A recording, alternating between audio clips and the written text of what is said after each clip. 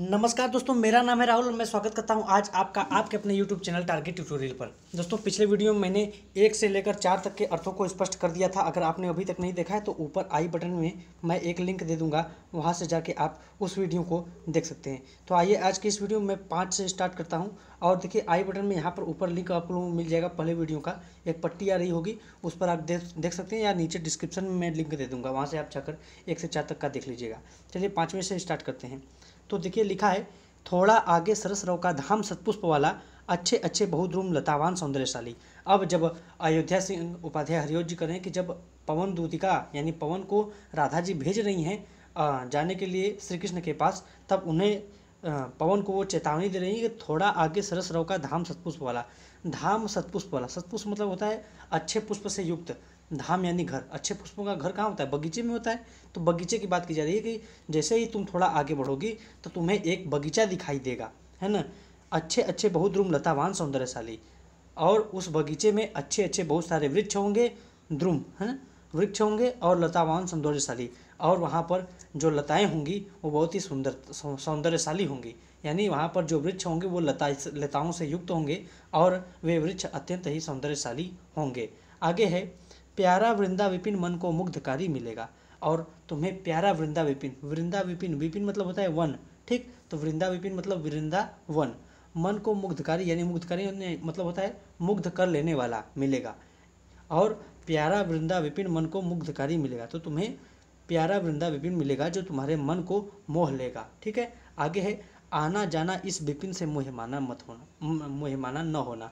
तुम वहाँ से आना और आगे बढ़ जाना, वहाँ से चली जाना, लेकिन इस विपिन पर, इस वन पर तुम मोहित मत होना, ठीक है। आगे कहती हैं, देखिए 6वें वाले में, जाते जाते अगर पथ में क्लांत कोई दिखावे तो जाके सन्निकट उसकी क्लांतियों को मिटाना। देखिए यहाँ पर पवन दूतिका में यही पहली बार ऐसा हुआ था कि पवन दूतिका में अयोध्या सिंह उपाध्याय हरिओत जी ने राधा को एक स्त्री के रूप में, ऐसी स्त्री के रूप में बताया था जो एक समाज सेवी है, ठीक। तो समाज सेवी स्त्री के रूप में बताया था। कैसे बताया था, आइए देखते हैं।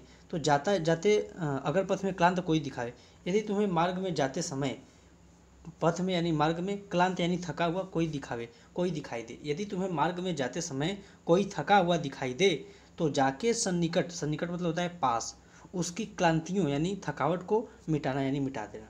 यदि तुम्हें मार्ग में जाते हुए कोई थका हुआ दिखाई दे तो तुम उसके पास से होकर जाना और उसकी थकावट को दूर कर देना।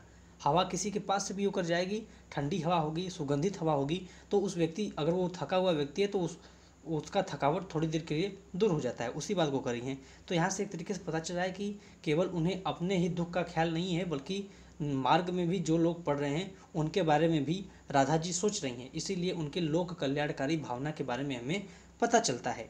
आगे है, धीरे धीरे परस करके गात उत्तापक होना। धीरे धीरे परस करके, परस मतलब स्पर्श करके, धीरे धीरे यानी धीरे धीरे, गात माने शरीर, उत्ताप मतलब होता है गर्मी, है ना। थकावट के बाद जो गर्मी आती है उसी की बात करें कि धीरे धीरे तुम उसको स्पर्श करना, अपने वायु के वेग से तुम उसको स्पर्श करना और उसके शरीर की गर्मी को खत्म करना। गात उत्तापक होना यानी शरीर की गर्मी को खो देना यानी खत्म कर देना। सद्गंधों से श्रमित जन को हर्षितों सा बनाना। सद्गंधों से यानी अपने वायु में जो तुम्हारे सुगंध है, अपने सद्गंधों यानी सुगंधों से श्रमित जन को, जो लोग मेहनत कर रहे हैं, ऐसे लोगों को हर्षितों सा बनाना, हर्षित कर देना, प्रफुल्लित कर देना, ठीक है। आगे देखते हैं, 6वां हो गया। 7वें में देखते हैं हम लोग, लिखा है, लज्जाशीला पथिक महिला जो कहीं दृष्टि आए, होने देना विकृत वसनातोन तु सुंदरी को। यानी यदि तुम्हें लज्जाशीला यानी लज्जा युक्त कोई स्त्री दिखाई दे, पथिक महिला यानी पथिक भी हो और महिला भी हो, यानी मार्ग पर चलती हुई यदि तुम्हें कोई लज्जाशील स्त्री दिखाई दे, कहीं दृष्टि आए, दृष्टि आए यानी दिखाई दे, तो होने देना विकृत वसना। विकृत वसना यानी तुम अपने वायु के वेग से उसके वस्त्रों को बिखरने मत देना। अब जैसे कि अक्सर होता है ना, वायु जब चलता है तो स्त्रियों के घूंघट पीछे हो जाते हैं, गिर जाते हैं जब हवा तेज चलता है। तो वही समझा रही हैं कि यदि तुम्हें कोई मार्ग पर चलती हुई लज्जाशील स्त्री दिखाई दे तो तुम उसको भी हवा देना, लेकिन इस प्रकार देना कि उसके वस्त्र बिखरे नहीं। तो न तू सुंदरी को, ठीक है, यानी तो उस सुंदरी के वस्त्र बिखर न पाए। जो थोड़ी भी श्रमित वह हो गोद ले शांति खोना।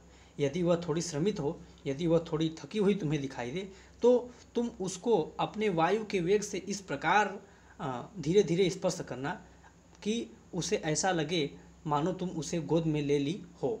ठीक है, आगे है होठों की और कमल मुख की म्लानताएं मिटाना।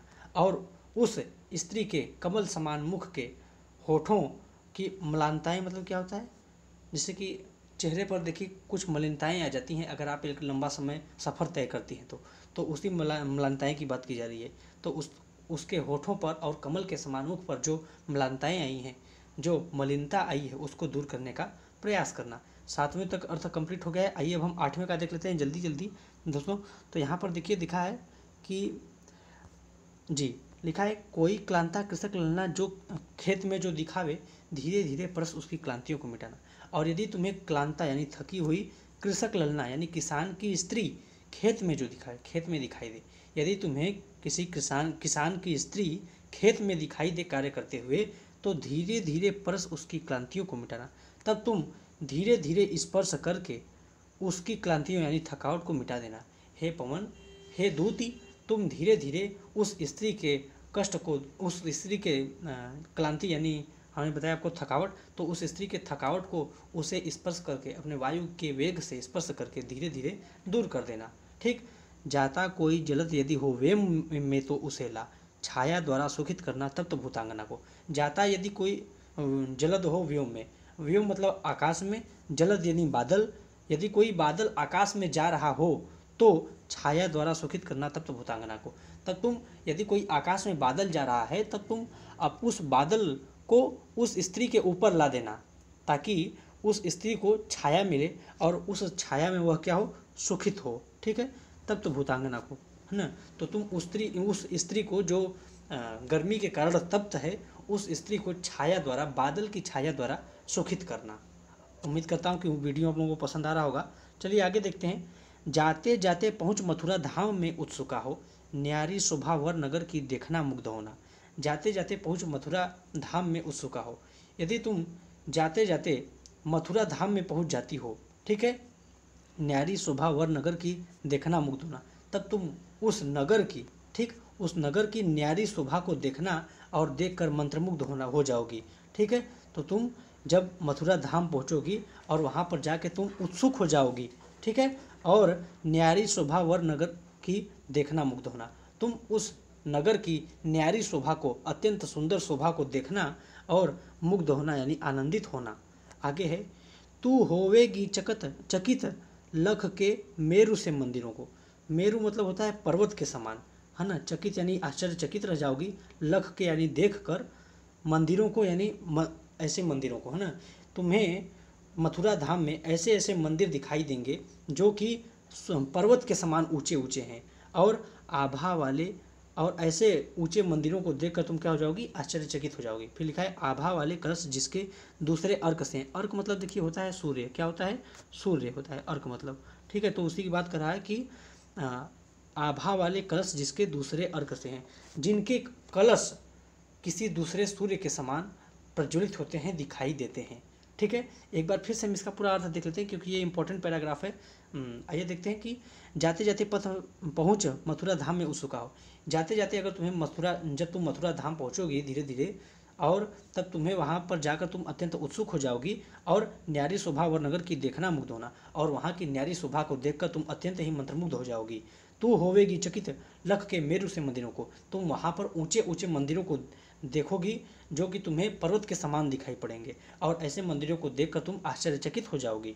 आगे है आभा वाले कलश जिसके दूसरे अर्क से हैं, और उन मंदिरों के कलश किसी दूसरे सूर्य के समान तुम्हें दिखाई देंगे। आगे है देखे पूजा समय मथुरा मंदिरों मध्य जाना। यदि तुम पूजा के समय, है ना, पूजा समय यानी पूजा के समय मथुरा के मंदिरों में जाती हो, यदि तुम मथुरा के मंदिरों में पूजा के समय जाती हो तो नाना वाद्यों मधुर स्वर की मुग्धता को बढ़ाना। तो वहाँ पर नाना प्रकार के वाद्य यंत्र रखे होंगे, है ना, जिससे, और उन वाद्य यंत्रों में से होकर तुम गुजरना ताकि उनसे एक मधुर स्वर उत्पन्न हो। ठीक, किवा ले ले रुचिर तरु के शब्दकारी फलों को, धीरे धीरे मधुर रव से मुग्ध हो बजाना। और उसके बाद वहाँ पर जो रुचिर तरु के शब्दकारी फलों को, वहाँ पर जो तुम्हें वृक्ष दिखाई देंगे जो फल से लदे हुए होंगे, उन वृक्षों की शाखाओं को तुम धीरे धीरे कंपित करना, अपने वायु के वेग से धीरे धीरे कंपित करना या हिलाना, और धीरे धीरे मधुर रव से मुग्ध हो बजाना, और उन्हें धीरे धीरे अत्यंत ही मधुरता के साथ बजाने का प्रयास करना। ठीक, आगे है, तू देखे कि जलद तन को जा वही तद्गता हो। तद्गता यानी वहाँ जाकर, है ना। जलद तन यानी बादल के समान शरीर वाले, जब तुम वहाँ जाओगी तो तुम वहाँ पर बादल के समान शरीर वाले अर्थात मेघवर्ण वाले श्री कृष्ण को देखोगी। होंगे लोने नयन उनके ज्योति उत्कीर्णकारी, उनके जो लोने नयन यानी बड़ी बड़ी आंखें होंगी, ज्योति उत्कीर्णकारी, और तुम्हें ऐसा प्रतीत होगा मानो उनकी नेत्रों से ज्योति निकल रही है ना, और उनकी नेत्र प्रज्वलित हो रहे हैं, तुम्हें ऐसा लगेगा उनकी बड़ी बड़ी आंखों को देखकर। मुद्रा होगी वर वदन की मूर्ति सी सौम्यता होगी, वह एक अच्छे मुद्रा में बैठे होंगे और मूर्ति सी सौम्यता होगी, और उनके चेहरे की सौम्यता किसी मूर्ति के समान होगी, किसी मूर्त के समान उनके चेहरे की सौम्यता होगी। ठीक है, सीधे साधे वचन उनके सिक्त होंगे सुधा से, उनके जो वचन होंगे, उनका जो बोली होगा वह बहुत ही सीधा साधा होगा, और सिक्त यानी डूबा हुआ होगा सुधा से यानी अमृत से। उनके वचन जो होंगे वह बहुत ही सीधे साधे होंगे, किंतु अमृत से डूबे हुए होंगे, अर्थात सुनने वाले को आनंदित कर देंगे। उम्मीद करता हूँ वीडियो आप लोगों को दोस्तों पसंद आ रहा होगा। तो चलिए आज हम देख लेते हैं 12वें का, और यही लास्ट वाला पैराग्राफ मैं आप लोगों को आज बताऊंगा।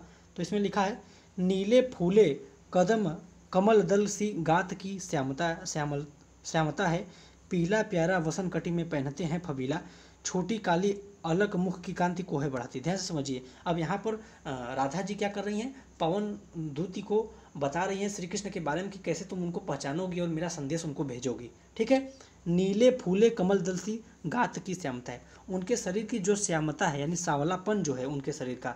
नीले फूले कमल दल, कमल दल मतलब होता है कमल की पंखुड़ी के नीले फूले, यानी नील कमल जो होता है, नीला कमल जो होता है, उस नीले कमल की जो पंखुड़ी होती है उसी रंग का उनका शरीर है ना। शरीर की श्यामलता उनके उसी रंग की है। किस रंग की है? नीले खिले हुए कमल के फूल के समान है।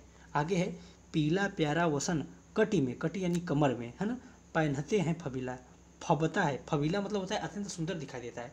तो जब वो पीले प्यारे रंग का वसन यानी वस्त्र पहनते हैं, कटी यानी कमर में, जब श्री कृष्ण पीले प्यारे रंग का वस्त्र अपने कमर में पहनते हैं तो वह बहुत ही सुंदर दिखाई देता है।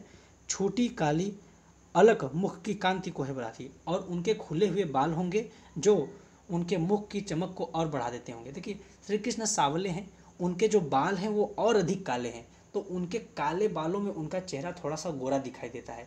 उसी बात को कर रही हैं राधा जी कि उनके खुले हुए बालों में, उनके खुले हुए काले बालों में श्री कृष्ण का चेहरा तुम्हें चमकता हुआ दिखाई देगा।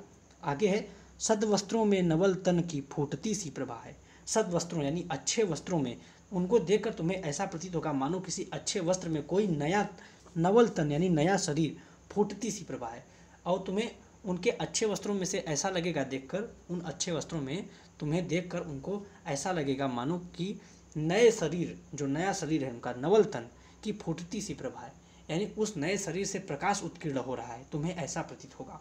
उम्मीद करता हूं दोस्तों आप लोगों को 12 तक का अर्थ समझ में आया होगा। हमारे चैनल को सब्सक्राइब करके बेल आइकन प्रेस कर दीजिए ताकि हमारे द्वारा जो भी वीडियो आए नेक्स्ट, उसका नोटिफिकेशन आपको सबसे पहले मिल जाए। मिलते हैं आपसे अगले वीडियो में, तब तक के लिए बहुत बहुत धन्यवाद।